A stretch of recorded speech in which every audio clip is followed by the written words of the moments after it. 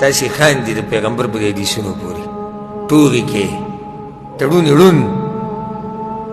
تا به زه څه پوه کړم چې ترې ووتم ما سره یو پیر یو کس خبرې کولې وي وی دا رفع الیدین پیغمبر صلی الله علیه وسلم کړي دا ما ته ثابت کړي ما یو د الله په توفیق سره بېشماره حدیثونو کې به یې ته ثابت او که صحیح ټنګېدلي حدیثونه وی ثابت یې ما ورته ثابت کړو په ترتیب باندې خلفای راشدینو نه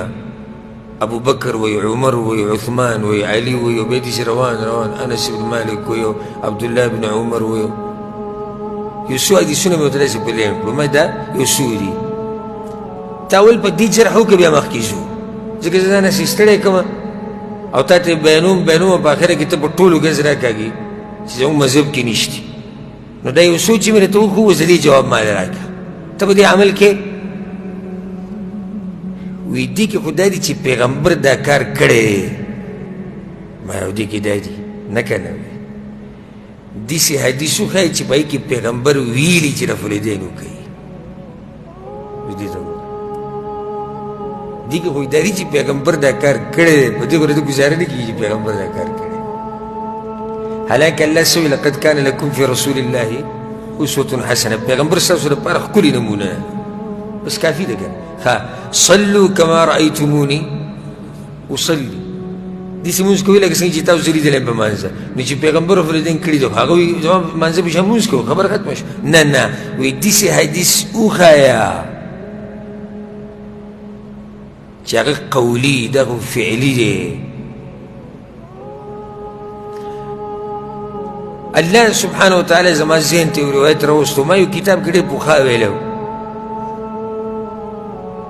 په هغه ټیم کې ما فعلي قولي به راته وښیم بیا به مني وایي که مې ونه منو بیا ووایم به ټیټ خبره وکړو بیا ووینو بیا خو به زه ووایم لازم ووایم خو ته یې منې چې زه ثابت کړم نو هغه ډېر ډاډه و چې دا نشتی په دې باندې قولي اول خو دې دغه ته وګوره دې جرأت ته چې فعلي بیا فعلي نه قولي وښایه ما صحیح امام زیلعي رحمه الله چې دا حنفي دی هغه دا روایت راوړی تحقیق د هدایت چې کړی د هغې کې هغه دا یا تخریج چې کړی د هغې کې هغه دا روایت راوړی چې عمر بن خطاب رضی الله عنه او نور محدثین هم راوړی خو زیلعي صاحب ورته صحیح ویلي وي دا روایت صحیح دی په ټاپر اچولی عمر بن خطاب رضی الله عنه یو پیر راغی مونځ یې وکړو او په منځه کې رفع الیدین کړو په اوله کې بیا چې رکوع لتو بیا چې رکوع نه راپاڅېدو بیا د دویم رکعت نه چې درېیم ته راپاڅېدو یو ټولو کې رفع الیدین وکړو او بیا چې سلام وګرځو ملګرو ته یې مخ کړو د خلکو ته یې مخ کړو وی دا هغه مونځ دی د ما چې وکړو چې پیغمبر صلی الله علیه وسلم کړی دی و امرنا بها او موږ ته امر کړی چې داسې کوئ موږ ته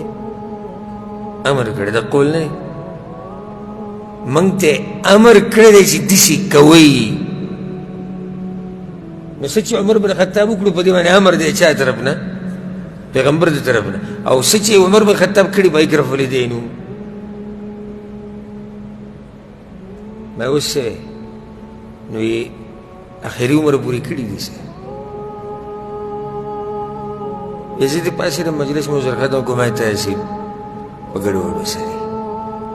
ته نه منې تاسې خاندي د پیغمبر په دې حدیثونو پورې ټوغې کې تړون اړون تا به زه څه پوه کړم چې ترې ووتم